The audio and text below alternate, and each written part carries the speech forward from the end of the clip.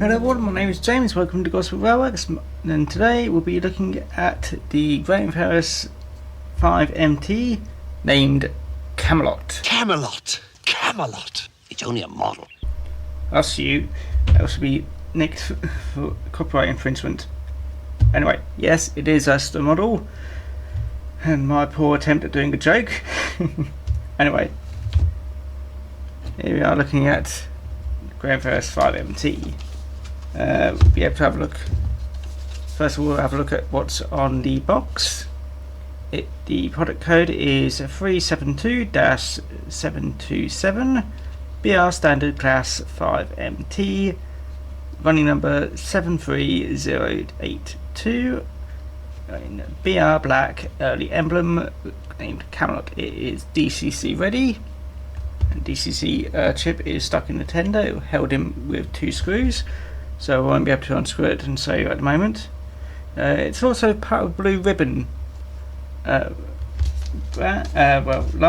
but that just means anything post a certain date. Anyway, what do you get inside the box? Well, first of all, you get the usual Backman bits of paper. You get the product warranty and their club stuff, and also the bit of paper actually telling you about the specific model. Basically just tells you run it in an hour in each direction. It's suitable for curves of second radius or better, though I think it can do first radius. We'll have a look in a minute. Well, you know what I mean. It's DCC ready, lubricate here, there and everywhere, and that's pretty much it. Anyway, what else do you get in the box? You get detail pack. In this detail pack you do get a slight surprise in that you do get another front bogie, which, well, the pony trucks, whatever they're called, front bogie. These are the more prototypically sized wheels, because the one fitted at the moment are slightly undersized, so it's a bit better to run on tighter track. If you want to fit these, it can only go, I say, second radius or more. Well, the other bits you get in here are just other little bits of detail. If the camera can focus, probably not. There's a vacuum pump in there, a pipe in there, and some other gubbins which I'm not entirely sure of. Anyway, let's have a quick close in. There we go. You'll be able to have a better close in view in a moment when it's on the turntable. But let's see. Make sure it's focused and my hands aren't in the way. I'm trying to.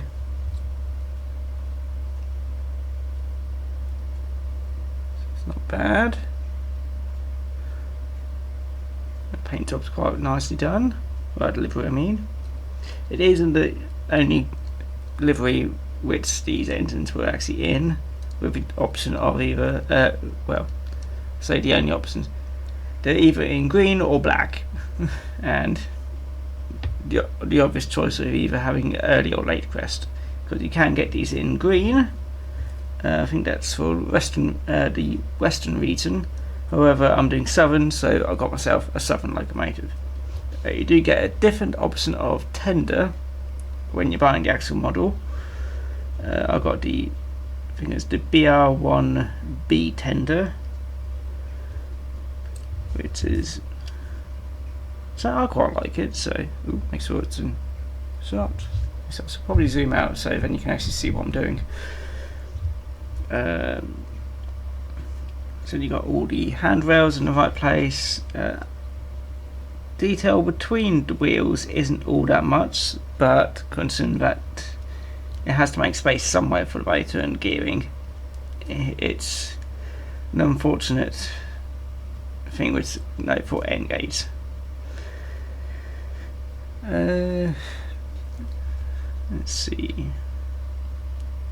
The wheels are all nicely blackened out, which is right, and the valve gear and all the other rodding isn't overly shiny, which I find is a good thing. Under detail is basic, if any.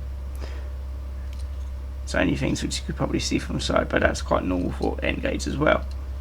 And obviously it does have pickups on the actual drive wheels and the tender, because you can see the little wires just about there. The coal is the standard plastic coal which you get from actually it's not really standard. I think yeah, my N class you got metal coal, so I think it's just for this type of bunker, not bunker, tender. Inside you do have some cab detail, not painted, but it's not all that bad. On the back you have, I think that's just said allocation stamp or something like that, but you got, you know, quite a lot of detail there. Got a ladder, it seems separately fitted onto, and access into the water tank in the tender. The nameplate, I say plate, it's just a transfer, well I say it's stamped on. Looks quite nice, make sure it's not too glared out from the light. Making the camera focus. Yeah. Just try to make sure I can turn it and so from all angles, but and on top.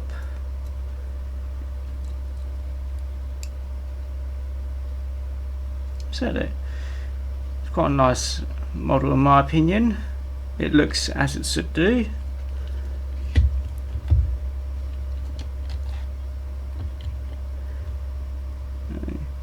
How much it cost me? I think I got this off eBay, as many things I get from eBay.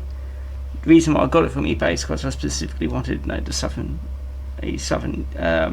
region locomotive, which is Camelot, and all the other ones you get the just standard 5MT. So I think it cost me about £90, which is actually a fairly good bargain. I'll have a quick look on Hatton's, see how much a 5MT would go for. 5MT, that's wide, there we go. And when it eventually loads,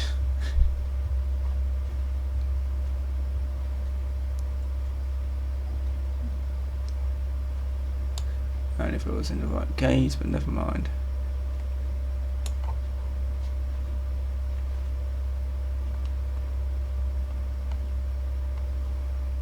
Oh, there we go. They are getting, there's a new range of these coming out. Don't know what the difference is other than they're newer. The price is for the basic in BR Black early is £127 and about 50p. You can also get them with digital sound fitted, which is for about 203, and with basically black with weathering is 135, 136. I don't really see the point of weathering. I'd rather do it myself if I wanted to, but never mind. Anyway, let's get this on a turntable and I can save it from better angles. So here we go.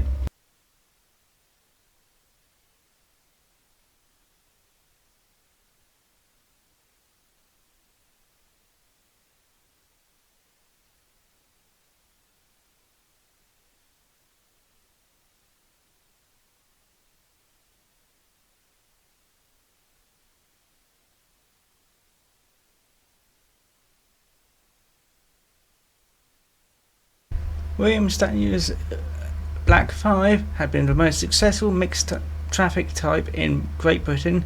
Construction of the Black 5s had started in 1934 and continued past nationalisation into 1951. A new set of standard locomotives was to be built by British Railways based on the LMS designs incorporating modern ideas. In particular, the standard design incorporated features designed to make the disposal of the engine after a working turn easier, such as self-cleaning smoke box, and a rocking grate moved the necessity for crews to undertake dirty and strenuous duties at the end of a long shift. These locomotives had a trouble-free introduction in comparison to several other standard classes, and were used interchangeably with pre-nationalisation Class 5 locomotives they supplemented. They were utilised as haulage power on duties varying from fast passenger trains to slow, unfitted freight trains, displaying their versatility. Different regional allocations had differing tender designs, with locomotives assigned to the southern region having tenders with high water capacity to make up for the lack of water troughs. Out of 172 which were built, 5 members of the class have survived into preservation, and all have been steamed while in preservation. Right, here we are on the test track, but before we begin I would like to mention that I did forget 2 bits of information beforehand when I was having a look at it in detail. One of them is that it does have an end pocket on either end, which isn't really all that much important, but it does give you an option of alternative couplings if you buy them separately. The other bit is somewhat important, well, it could be important, and that's the weight of the locomotive. I did have a look at it just before sticking it on the test track, and it is 73.7 grams, which is a fairly good, decent amount of weight. So it should actually have 0 issues pulling my test rake of 8 Mark 1s. So let's have a look at this beastie going in motion. And it's... damn. I really should use my revailer. There we go. There we go.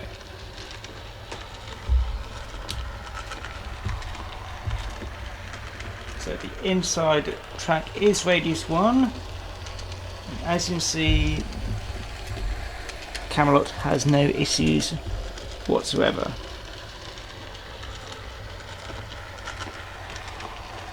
So there's pickups on the tender and also the drive wheels, so it should not really lose power anywhere. Though this is one of my layouts, so it could actually still sort out somewhere. Anyway, let's give it a bit of speed.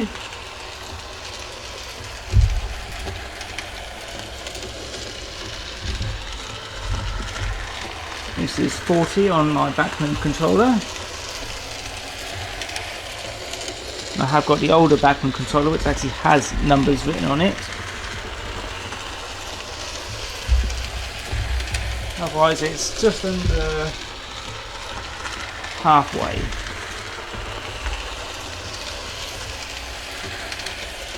The CC has no issues whatsoever. So let's get her connected to that rake of coaches. Right, flip you, center and reverse. No issues on these points. Right, now let's see if I can get this connected up without any problems and not be in the way of the train, the locomotive. Right, let's have a look. Yep, that looks connected. Here we go. Yep, no problem. You can also do a decent slow speed as well. This is normally the slowest speed I'll get before that is the lowest setting on trains that I get before they have issues running.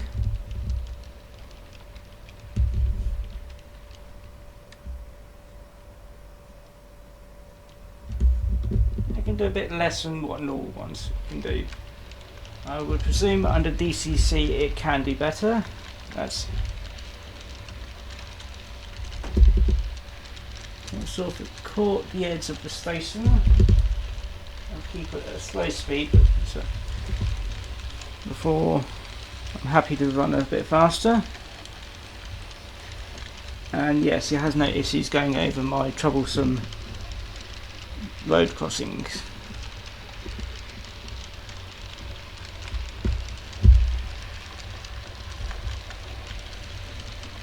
Yep, and plenty of clearance, so go to a decent speed.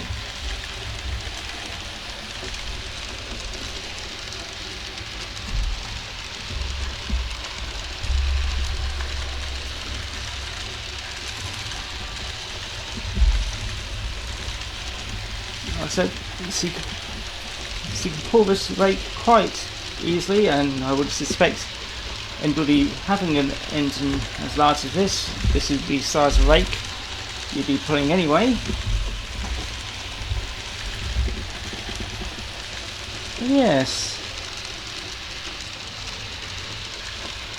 I said I got this engine for about less than £100, including postage. So it's quite a good bargain if you can get one at that price. I'd say go for it if you can, because these are fabulous runners. So Bachmann, well, Graham Ferris, Bachmann, same company now, are bringing out some new ones. If you fancy one in green, or if you want a weathered one, but like I said, the green one is coming out with DCC sound, which is a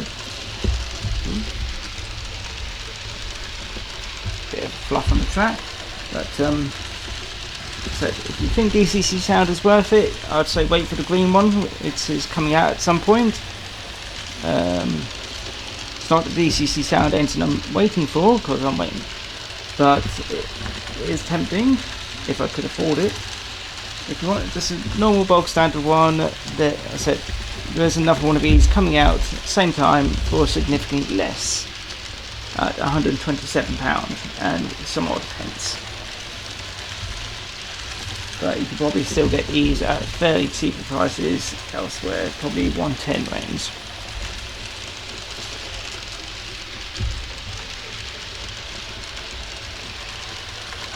Yeah, I have to give it top marks for hauling power. But unlike my other locomotives, this is actually less than 4 times their own weight. Let's give it a bit more speed.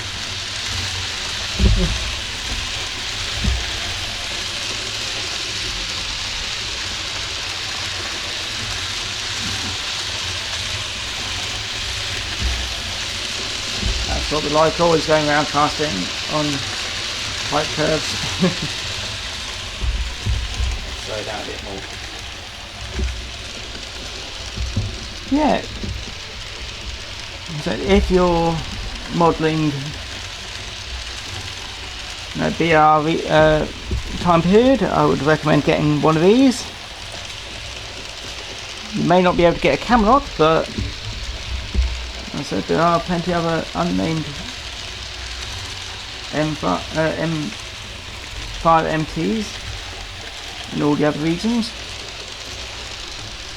Yes. Let's have a nice close up before we say our goodbyes. There you go.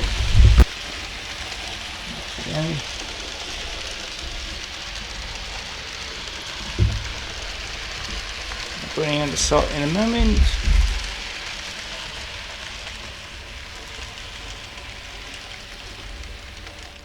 Here we go. Here's Camelot. Well, unfortunately, it is a model, but it's a splendid one at that. This has been James from Gosport Railworks, and I hope you enjoy your day. Take care. See you again next time. Bye bye now.